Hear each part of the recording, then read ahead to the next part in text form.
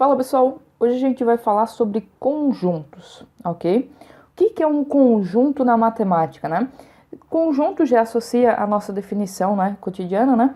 Conjunto é uma coleção de objetos. A gente não tem uma definição formal na matemática de conjuntos, né? Então a gente diz que conjunto é uma coleção de objetos, certo?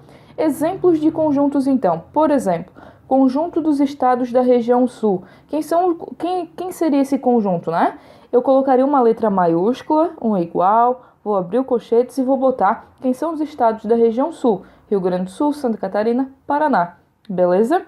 Aqui, chamei de S porque é da região sul, né? A letra aqui que a gente dá para o conjunto fica a tua escolha, certo? Eu sempre coloco uma letra que associa ao conjunto que eu estou formando.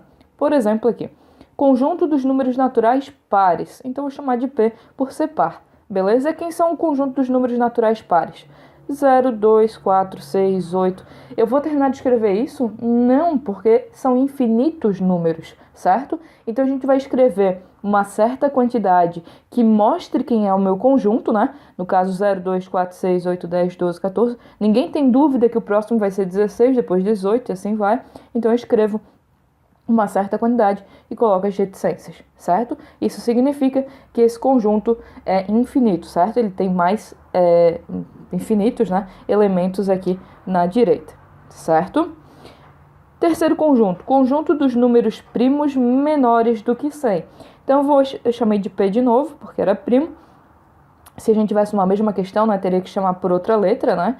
Porque aqui é uma coisa, aqui é outra, mas como a gente está só exemplificando, né, eu chamei de P porque eu quis, né? Como disse para vocês, fica a escolha de vocês.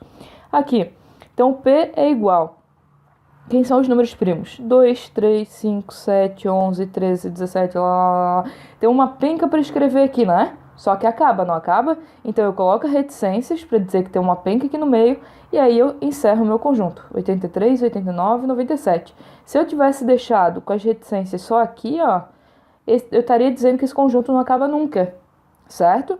E aí ele acaba sim. Só que ele é muito grande. Então, ao invés de escrever ele todo, né, porque levaria muito tempo, eu escrevo um pouco para mostrar que essa é a característica, coloco as reticências e encerro o conjunto, ok? Aqui é porque ele não acaba nunca, né? Podia ser assim, ó, que... tô falando dos números negativos... Aliás, os números menores do que zero, por exemplo. Os números menores do que zero. Como é que a gente escreveria isso, né? Vou chamar de M agora. Deixa eu aumentar um pouco a caneta aqui. Então... os números menores do que zero, tem infinitos números menores do que zero, né? Então a reticências vai vir para cá, ó, porque eles são menores. Uma observação. Aqui nos conjuntos a gente tem o costume de colocar em ordem crescente os números, tá? É uma maneira de organizar e a gente não se perder no conjunto, certo? Então, como a gente tá botando em ordem crescente, né? Tinha esquecido de falar esse pequeno detalhe. As reticências vêm para cá, porque aqui são os menores, né? Então, sei lá, menos 5, menos 4, menos 3, menos 2. Estou falando dos números menores do que zero, né? E menos 1. E encerro. Vou botar aqui. Menores que zero. Ok? Esse seria o nosso conjunto. Então, como os menores vêm aqui à esquerda, né? Por ser menor, a gente coloca as reticências aqui. Aqui, no conjunto dos pares, como está aumentando, né? A gente não quis escrever o resto, né? Ele tem números, né? Tem infinitos números maiores, a reticências vem para cá, ok? Beleza? Olha só, quando a gente tem um conjunto, esses carinhas que estão aqui dentro desse conjunto, né? A gente chama de elemento, ok? Elemento. Então, dentro de um conjunto tem elementos, certo? Se um elemento qualquer está no conjunto, dizemos que ele pertence, certo? Então, por exemplo, aqui, o Rio Grande do Sul pertence ao conjunto S. Santa Catarina pertence ao conjunto S. Paraná pertence ao conjunto S. São Paulo está aqui? Não. Então, São Paulo não pertence, certo? Esse negócio de estar dentro, de fazer parte do conjunto, na matemática a gente chama de pertence e não pertence, ok? Então, se está no conjunto, é pertence. Se não está no conjunto, é não pertence, ok? E a gente pode escrever isso com símbolos, né? Para ser um pouco mais rápido. Porque, pensa, eu vou fazer uma questão lá de dizer pertence, não pertence, ter que escrever pertence, não pertence 500 vezes, né? A gente usa o símbolo para deixar as coisas um pouco mais rápidas, né? Então, olhando esse conjunto aqui, né? O A, 1, 2, 3, 4, 5. O 1 está aqui dentro desse conjunto? Está, né? Está aqui, né? Então, o 1 pertence a A. É esse Ezinho aqui, não pode ser esse Ezinho nem esse aqui, tá? É esse símbolo aqui mesmo, ok? De pertence. Então, o 1 pertence a A, né? A gente lê, né? O 1 pertence ao conjunto A, né? Essa simbologia aqui, o 1 com Ezinho A, pode ser lida dessa forma, né? Aqui, o 8 está dentro desse conjunto? Não. Então, o 8 não pertence ao A, certo? E aí a gente bota o E com uma barra, né? A negação na matemática geralmente vem com essa barra, beleza? Então, pertence, não pertence, ok? Cuidados que a gente tem que tomar, né? Primeiro, o vazio pertence a todo conjunto. Aqui dentro de cada conjunto desses que a gente listou, tem o vazio, certo? É uma definição. O vazio a gente representa por isso daqui, certo? Só que a gente não coloca aqui dentro, porque senão se tornaria um elemento, certo? Ok? No caso, dentro do conjunto, né? O vazio é não ter nada, né? Então, por isso que ele não aparece aqui. Voltando. No conjunto A igual a 1, 2, olha esse carinha aqui, ó. Temos 3 elementos. Por quê? Porque esse carinha aqui, ó, é um elemento só, beleza? A gente separa os elementos por vírgula, ó. Então, aqui eu tenho um, aqui eu tenho outro, a vírgula apareceu aqui, né? E aqui eu tenho outro. Ah, tem a vírgula aqui dentro? Tem, beleza, mas faz parte desse elemento, certo? Não faz parte aqui da separação do conjunto. Então, a gente tem 3 elementos, sendo o 1, o 3, o 2, né? E o 3, 4, beleza? Sempre denominamos um conjunto por uma letra maiúscula. E caso seus elementos sejam letras, escrevemos com letras minúsculas, certo? Então, por exemplo, o conjunto das vogais, né? Vou botar aqui. Vou chamar de V, né? Porque é vogal. Aí, A, E, I, O. Opa, só o O, U. Beleza? Ok? Letra maiúscula sempre, sempre, sempre que eu vou dar o nome de um conjunto. Caso os elementos sejam números com vírgulas, separamos os elementos por ponto e vírgula, certo? É porque daí, assim, quem garante que esse número aqui não é 1,2, né?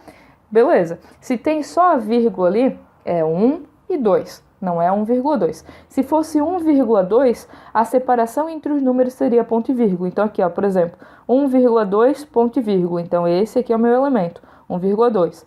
O meu elemento aqui, 3,5. O meu elemento aqui, 4,7. O meu elemento aqui, 8,2, certo? Então, sempre que eu quero representar número com vírgula, eu separo os elementos por ponto e vírgula, para não ficar naquela dúvida de, será que aqui está separando ou será que aqui é vírgula do número, certo? Ok? Então, se só tem vírgula, eu estou separando números. Se tem ponto e vírgula, a vírgula é do número, beleza? Formas de representar um conjunto, né? Então, a gente tem algumas formas de representar o conjunto. A gente viu até agora ali a questão de listar seus elementos, né? Então, a gente tem... eu acho que ali eu falei colchetes. Quando eu falei de conjuntos, eu falei colchetes, mas é abre-chaves, né? Então, letra maiúscula igual abre-chaves. Beleza? Ok, voltando. Então, a gente tem 3 formas principais de listar um conjunto. Primeiro, entre chaves, certo? A gente vai ter essas 2 formas. Que formas são essas? 1, listando seus elementos, né? Como a gente fez até agora. Então, coloco todos os elementos aqui dentro das chaves separadas com vírgula e tá tudo certo, certo? Segunda forma, eu vou dar a lei de formação. Eu vou dizer qual é a característica do meu conjunto. Por exemplo, esse conjunto aqui eu poderia escrever como x tal que. Essa barrinha aqui é tal que. Ok? X tal que esse X, o que esse X é? Ele é uma vogal do alfabeto, beleza?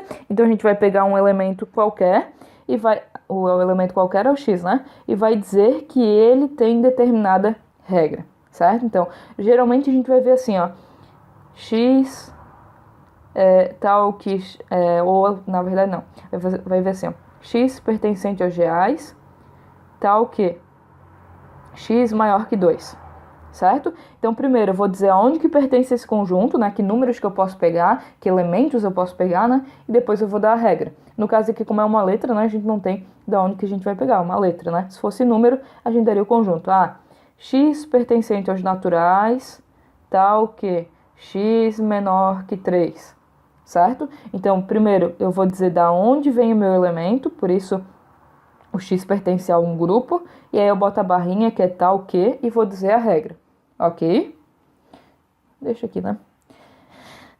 Terceira forma, diagrama de Venn, certo? É uma linha curva, fechada e sem cruzamentos, né? A nossa bolinha achatada aqui, né?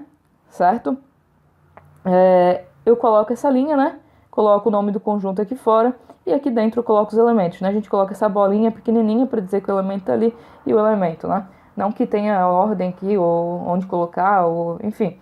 É só uma questão de costume, né? Então aqui dentro a gente bota os elementos e fechou. São essas as três formas principais de representar um conjunto.